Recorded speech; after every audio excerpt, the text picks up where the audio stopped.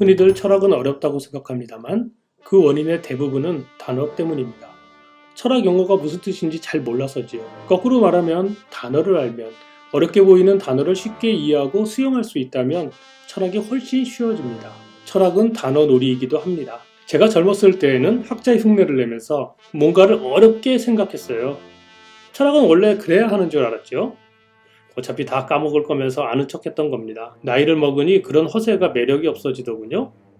학자의 흉내도 흥미를 잃었습니다. 학자가 아니어도 독서가로서 혹은 이 시대를 살아가는 한 사람으로서 소박하게 철학을 합니다. 그래서 단어의 정확한 풀이에 집착하기보다는 이 사람들이 뭘 말하려고 했을까? 이분들이 전하려는 메시지는 뭐였을까? 그 맥락은 무엇일까? 등으로 단어의 의미를 좀 입체적으로 생각하게 됐습니다. 오늘의 목표는 단어 하나만으로 서양 철학의 큰 흐름을 이해하고 서양 철학사 2500년을 탐구하는 것입니다. 아주 오래전에 제가 절망했던 단어가 있었습니다. 오성, 깨달을 오, 성질성. 우리가 깨달음이라는 단어에 약하잖아요. 그런데 이성이라는 단어도 있습니다. 오성과 이성은 무슨 차이지? 깨달을 오니까 아주 심오한 철학적 의미, 그런 철학 용어가 오성 같았습니다. 그런데 잘 모르겠었습니다. 아예 모르는 건 아니었고요. 알 것 같은데 알지 못하겠는 아주 애매한 기분이었습니다. 일본에서도 오성이라는 단어를 쓰더군요. 이게 아마도 호랑이가 아직 인근 마을까지 어슬렁거리던 그 시절에 구한말 개화기, 일본 학자들이 번역한 한자어였을 겁니다. 우리 할아버지의 아버지 혹은 할아버지의 할아버지 학자들이 일본 학자들의 번역을 수용했겠죠. 그런데 지금껏 살면서 오성이라는 단어를 쓰는 사람을 보지 못했습니다. 극히 소수의 철학 교사들을 제외하고 말이죠. 심지어 일본에서도 마찬가지입니다. 그쪽에서도 일상생활과는 무관한 학자만의 단어입니다. 누가 최초로 그 단어를 선택했는지는 모르겠지만 철학을 어렵게 만든 분임에는 틀림없습니다. 요즘은 지성이라는 단어를 씁니다. 알, 지, 성질성, 오성 대신에 지성이라는 단어를 쓰자는 겁니다. 실제로 그렇게 쓰고 있어요. 그런데 이건 제가 아주 불만이에요. 지성은 굉장히 좋은 의미의 단어입니다. 무조건적으로 좋은 느낌만 줘요. 심지어 이성까지 포함시키는 현상을 풍깁니다. 이성도 지적인 겁니다. 철학의 유파에 따라서는 말도 안 되는 얘기라고 할 거예요. 어쨌든 번역어의 선택에 대해서는 학자들이 알아서 하시라고 하고요. 어쨌든 오성이란 무엇인가? 지성이란 무엇인가? 영어로는 뭘까요? 예전에 이 단어를 보고 아주 허무했습니다. 이런 쉬운 단어였다니. understanding입니다. 일반적인 단어 뜻과 철학적인 의미가 좀 달라요. 결론부터 잽싸게 말하겠습니다. 영어 understanding, 오성 또는 지성의 뜻은 무엇일까요? 1번 사고력이다. 2번 초능력이다. 정답 내바쳤습니다. 1번입니다. understanding, 즉 오성, 지성은 사고력을 뜻합니다. 즉 인간의 생각하는 능력, 그것을 지칭합니다. 잠깐! 아직 끝나지 않았습니다. 이 단어는 마치 무협지의 비극처럼 비밀스러운 역사가 들어있습니다. 독일 철학에 심취하신 분이나 그쪽 분야 학자들은 understanding이라는 단어가 나오면 sensitivity, 감성, reason, 이성을 한 세트로 풀이하시겠죠.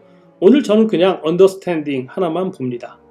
이 단어를 둘러싸고 각종 철학 고수들이 등장합니다. 짧게 살펴보겠습니다. 알파벳은 오래된 문자이지만 영어는 그렇지 않습니다. 고대 그리스어에서 많은 걸 빌려오거나 번역하면서 학문을 발전시켰습니다. understanding의 어원이 있지 않겠습니까? 이걸 알아보면 또 재미있지요. 서양 철학의 아버지, 기원전 5세기의 큰 인물, 플라톤입니다.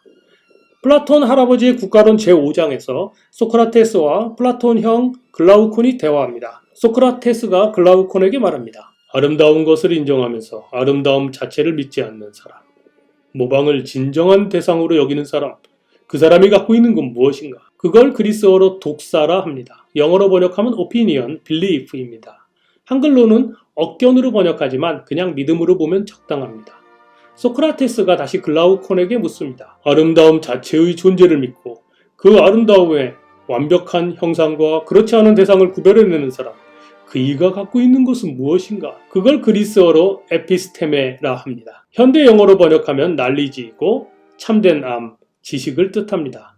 그런데 옛 서양 철학자들이 에피스테메를 언더스탠딩으로 번역해서 사용했다는 겁니다. 이걸 요약하자면 칸트 철학이 아닌 철학에서는 언더스탠딩은 지식으로 이해해도 좋을 것 같아요.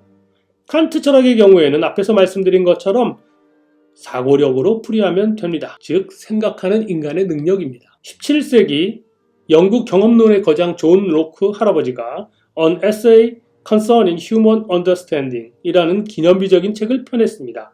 인간 지성론 혹은 인간 오성론으로 번역됩니다. Understanding을 지성, 오성으로 번역한 거죠. 그런데 이 책은 경험을 통해 만들어지는 인간 지식에 관한 책입니다. 앞서 우리가 살펴본 것처럼 인간 지식론으로 이해해도 된다는 말씀입니다. 아일랜드의 대철학자 조지 바클리 주교께서는 존 로크 철학이 마음에 들지 않았습니다. 그래서 존 로크의 책을 비판하는 책을 펴냅니다. 그런데 존 로크의 휴먼 언더스탠딩을 휴먼 날리지로 바꿨습니다. 인간 지식의 원리론이라는 제목입니다. 당시 영국 철학자들은 언더스탠딩과 날리지를 같은 의미로 사용한 겁니다. 사실 지금도 영미권에서는 학자들이 그렇게 사용합니다. 경험으로부터 얻은 지식으로서 오성, 지성으로 번역되는 언더스탠딩이라는 단어를 썼습니다. 그런데 플라톤과 로크 사이에는 2000년의 세월이 있습니다. 그 사이에 무엇이 있었을까요? 그리고 그때의 언더스탠딩은 어떤 지식이었을까요? 중세입니다. 다크 에이지, 1000년이 넘는 암흑기라고 합니다. 여러분, 1000년은 엄청나게 긴 세월입니다. 혹시 여러분도 이런 생각을 한 적 있으시지요? 어째서 서양은 중세 1000년 동안 암흑기를 맞았을까요?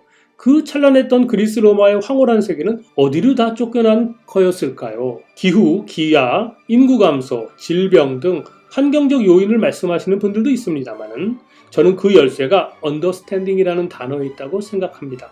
1000년 암흑기를 초래한 범인 중에 한 명을 소개합니다.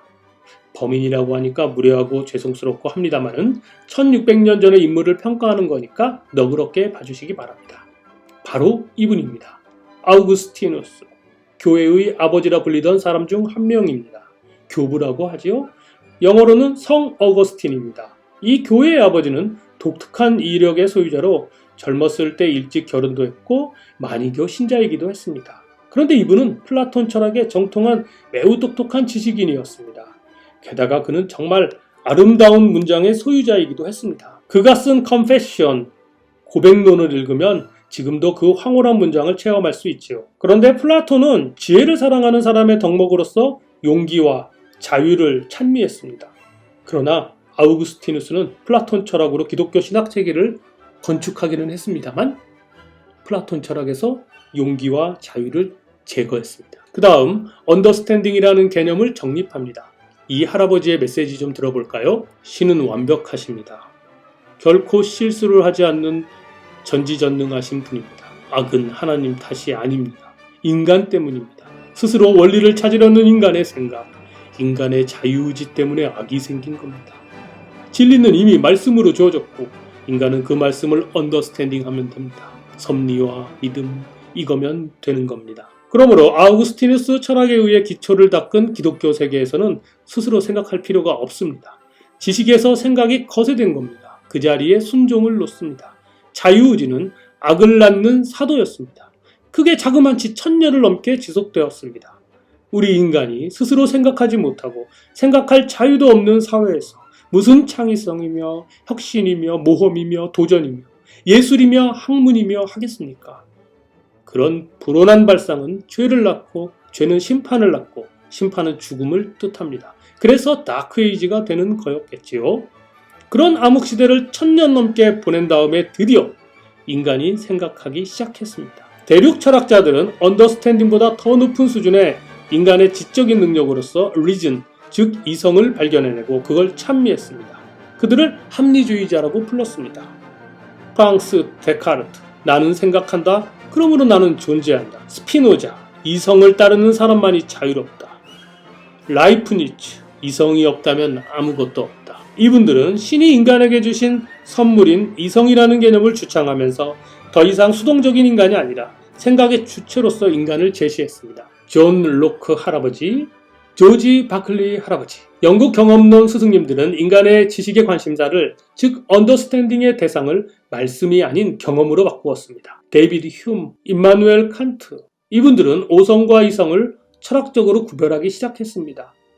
지식을 얻는 생각의 힘과 지식보다 더 높은 원리를 생각해내는 힘을 드디어 우리 인류가 갖게 된 것입니다. 그런 인류의 새로운 변화를 한 단어로 뭐라고 할까요? Enlightenment, 깨달음, 즉 계몽주의라 불렀습니다. 아우구스티누스 이후 1000년 넘게 이성이 깨어나면 악마가 태어난다고 그렇게 세뇌당했던 우리 인류가 이제 이성이 잠들면 괴물이 깨어난다는 걸 알게 된 것입니다. 완전히 거꾸로 바뀌었죠. 그러고는 활력을 되찾았습니다. 자, 오늘도 단어 하나를 사냥했습니다. 그랬더니 철학의 문이 더 활짝 열리지 않았습니까? 우리가 다 같이 수고한 덕분입니다. 5성 understanding은 인간 스스로 생각하는 힘, 즉 사고력을 뜻합니다. 철학의 여러 유파와 시대에 따라 생각의 대상이 달랐습니다.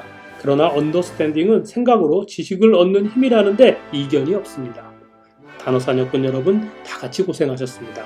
코디정의 지식 채널은 짧지만 깊은 지식을 전합니다. 다양한 지식을 소개하면서 그 역사적인 맥락을 전합니다. 인문의 역사, 역사의 역사, 과학의 역사를 나눕니다.